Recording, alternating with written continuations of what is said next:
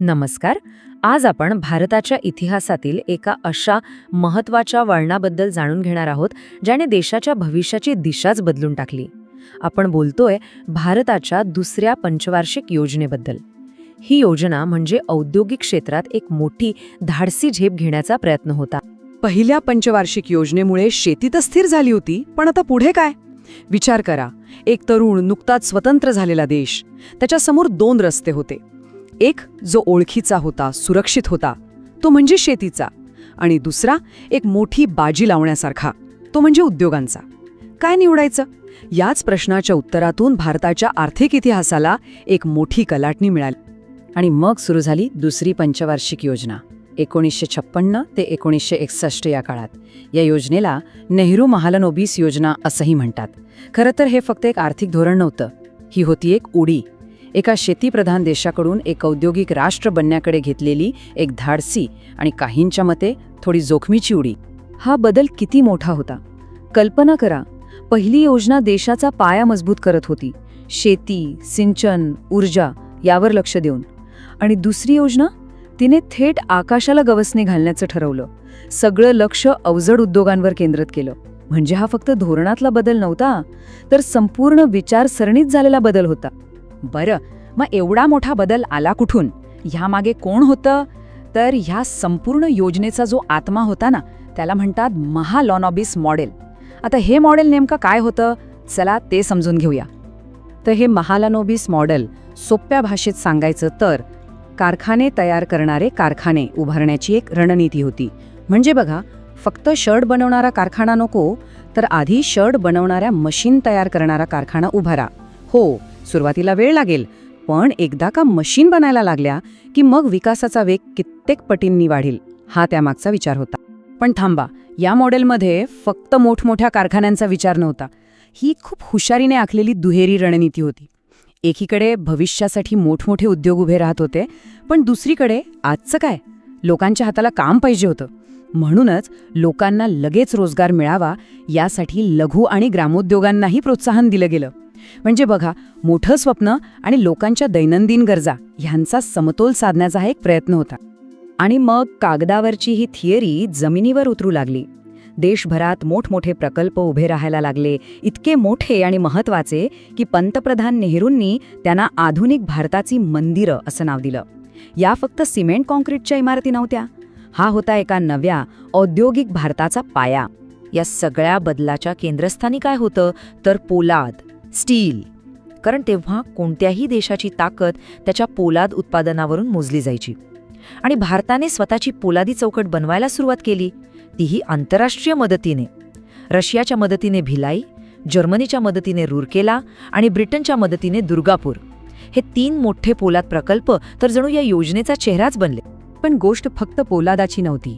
हा काळ म्हणजे निर्मितीचा एक झंझावात होता असं म्हटलं तरी चालेल. एक नवीन औद्योगिक धोरण आलं. लोकांच्या बचतीला योग्य दिशा देण्यासाठी LICची स्थापना झाली. भविष्यातील ऊर्जेसाठी अणुऊर्जा आयोग बनला आणि शेतीसाठी खताचे कारखानेही उभे राहिले. असं वाटत होतं की एकाच वेळी अनेक आघाड्यांवर नव्या भारताची उभारणी सुरू आहे.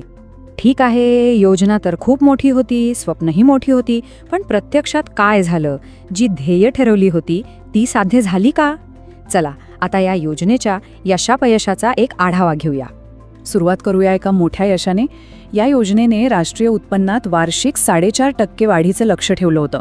आता एका तरुण देशासाठी हे खूप मोठं लक्ष होतं. आणि आपण ते पूर्ण करू शकलो का? तर हो, प्रत्यक्ष वाढ झाली होती तब्बल 4.2%. म्हणजे ध्येयाच्या अगदी जवळ. हा खरंच एक मोठा विजय होता. पण प्रत्येक गोष्टीला दुसरी बाजू असते. एकीकडे देशाचं उत्पन्न वाढत होतं, तर दुसरीकडे लोकांच्या खिशाला कात्री लागत होती. महागाई प्रचंड वाढली होती. या काळात वस्तूंच्या किमती तब्बल 30% वाढल्या. विचार करा, सामान्य माणसाला या विकासासाठी एक खूप मोठी किंमत चुकवावी लागत होती. बरं, मग एवढा सगळा पैसा गेला कुठे? हे आकडे पाहिल्यावर सगळी गोष्ट स्पष्ट होते. जवळपास अर्ध्याहून जास्त म्हणजे 53% पैसा हा वाहतूक, दळणवळण आणि उद्योगांवर खर्च झाला. आणि देशाचा कणा असलेल्या शेतीकडे, तिकडे मात्र तुलनेने कमी लक्ष दिलं गेलं. हा एक ठरवून घेतलेला निर्णय होता, पण त्याचे परिणामही लवकरच दिसणार होते. आणि मग आव्हानं एकामागोमाग एक येऊ लागली.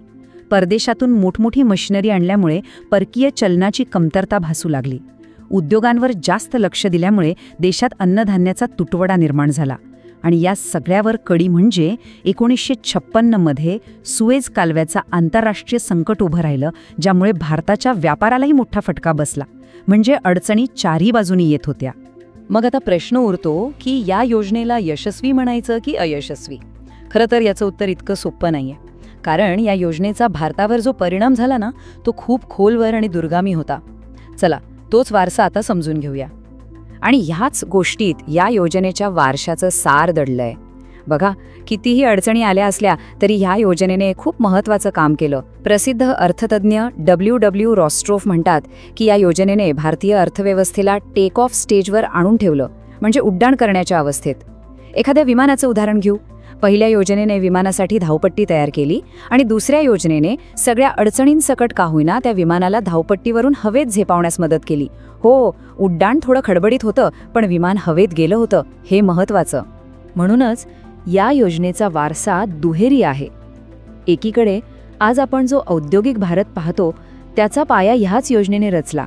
आपले मोठमोठे कारखाने, इन्फ्रास्ट्रक्चर या सगळ्याची मुळं त्या काळात आहेत. पण दुसरीकडे तिने एक मोठा धडाही शिकवला.